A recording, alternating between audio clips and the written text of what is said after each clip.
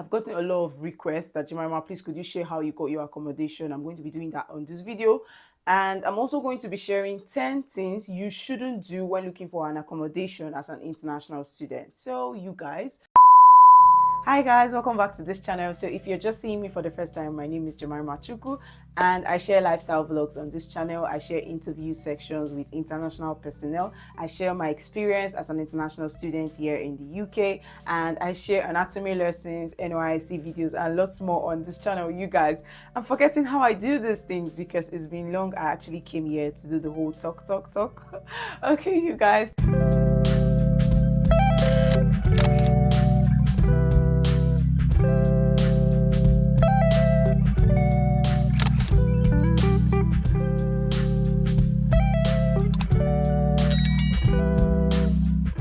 Okay guys, on today's video I'm going to be sharing two broad aspects. So I'm going to be sharing how I got my accommodation as an international student here in the UK, and I'm also going to be sharing 10 things you shouldn't do when looking for an accommodation as an international student. Okay, so how I got my accommodation, I got my accommodation as early enough as possible, if that word exists.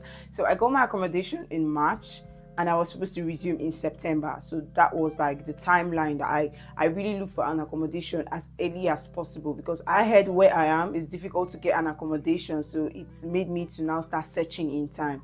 Now, places where you can look for accommodation as an international student in UK is, there's this Rightmove website. I'm going to put all the websites here. There is Amber Student, there is Zoopla. I think those are the ones I have in my head. So I'm just going to put everything here for you so you can use this site. You can also leverage Facebook, but you have to be careful with Facebook because Facebook, there are a lot of people that like dupe people. So you just need to be careful. I have like 2 of my customers that got duped because they got this accommodation before coming to the UK. That's in their home countries. So you guys, you have to be careful with Facebook. It's possible to get genuine houses there, but you really need to be careful. And so that's how I got my accommodation pretty much. And my accommodation, I really did not pay deposit. Okay, let me just stop there. Maybe when I'm talking about the 10 things you shouldn't do when looking for an accommodation, I'm going to be saying some things that I learned while looking for accommodation that I know will also help you out there looking for accommodation. You might be saying, I got mine in March, so what am I doing this video now? I'm really sorry, I've been really busy. And for others that plan like me, that maybe you're coming for September next year, or you're watching this video, you're really doing yourself a very good deal.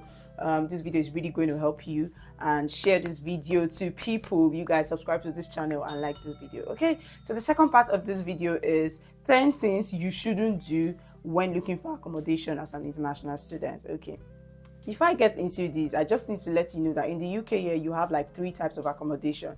You have the one with the university, and the one with the university is like 2 types. You have the catered and you have the self-catered. So the catered is like, you don't cook your food, everything is done by people for you. You're paid to, you've paid to receive those services. They cook your food and all those stuff. While the self-catered is like, you do everything yourself. Do you get? So like where I come from, we call that like boarding school and private accommodation. So that's that. But for the university, there are like 2 different types. Now for private accommodation, you have the one that they call like shared, like it's like a 4-bedroom flat. So like 4 different people share the flat with you, and you guys share bedroom, you guys share the toilets, you guys share the living area, the kitchen and everything. So that's that. And there's also 1 bed, there are 2 beds depending on what you want, you get. Okay, so regarding the 10 mistakes you shouldn't make when looking for accommodation, you guys, the first thing is the installment plan. So before going for an accommodation, you need to like check what the installment plan is. It will be really crazy for you to come to the UK and you're paying like £6,000 like for accommodation immediately. It's really going to tell on you, except you're like, you have so much money. But if you don't have so much money, it's good to check the flexibility of the installment plan. So is it like 10 months installment? Is it like 7 months installment? Do you have to pay monthly? Do you have to pay weekly? The problem with paying weekly is, for instance, there are months where you have 5 weeks in a month, and you have some months where you have just 4 weeks in a month. So if you have that kind of month, you're paying for 5 weeks. but for the one that you just have 4 weeks in a month, you're paying for just 4 weeks. So it's better that you go for monthly, or you go for 7 installments, you go for 10 installments, and like the remaining months you don't pay anything. You get it? So installment, check that. Don't go for an accommodation where you just pay money and you're gone. So that's the first thing. Now the second thing you would want to consider is, the third thing you want to check is council tax. Good. So for some accommodation, you pay council tax. That's like extra money for what I don't know.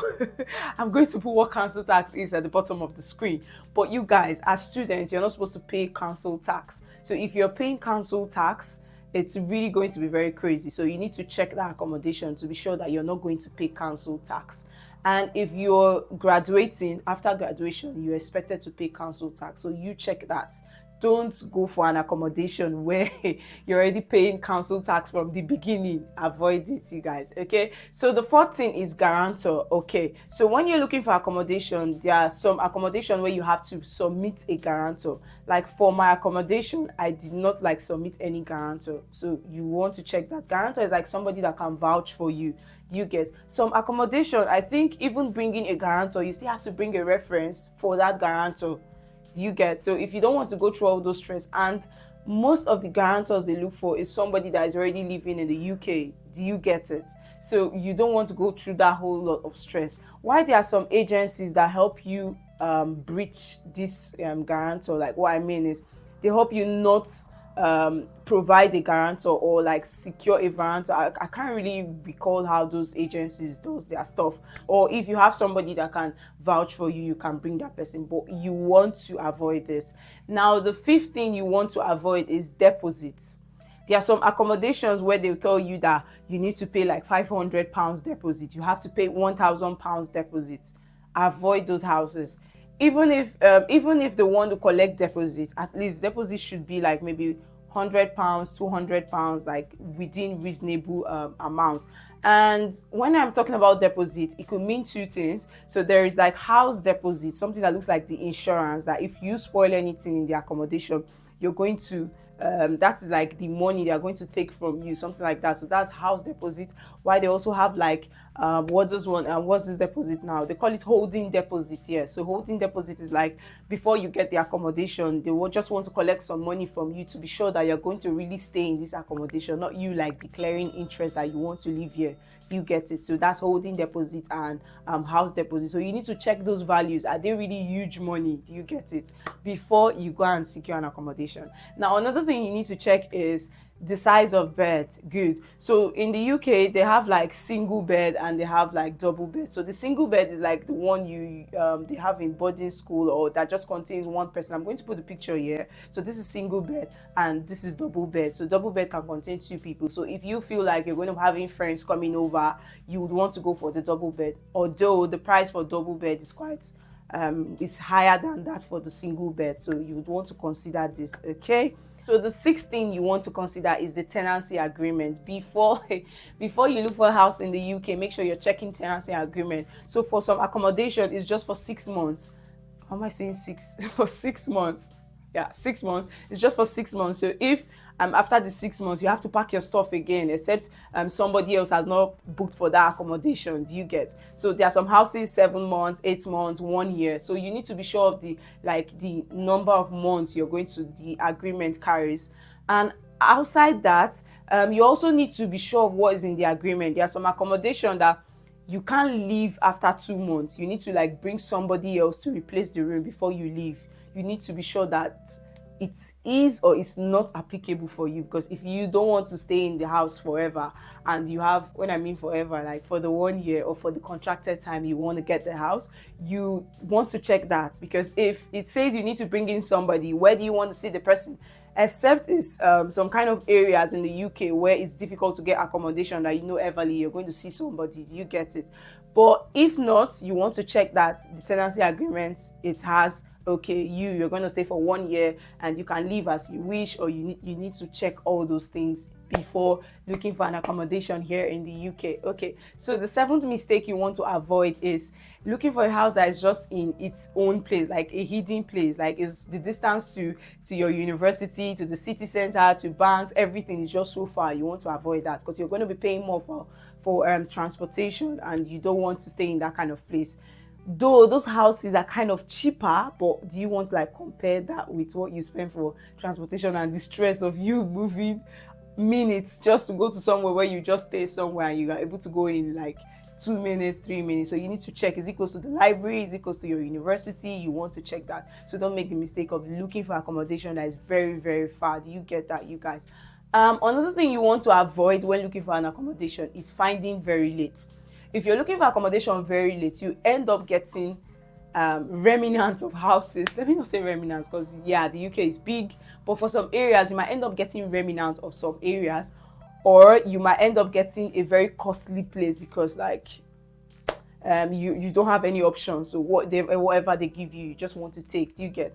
And it gets you stranded. You understand? So you just want to avoid that. Another thing you want to avoid is making payments before you come to the UK or before you view the accommodation, because there's something they call viewing. So you can actually view online, or you can actually send somebody to go view the place for you. So before you make payment, make sure you have somebody that has helped you view the place so you don't get scammed. Do you get it? So that is what I would advise. So make sure like you see the place first, or somebody you trust has seen the place before you make payment, because there are a lot of scams.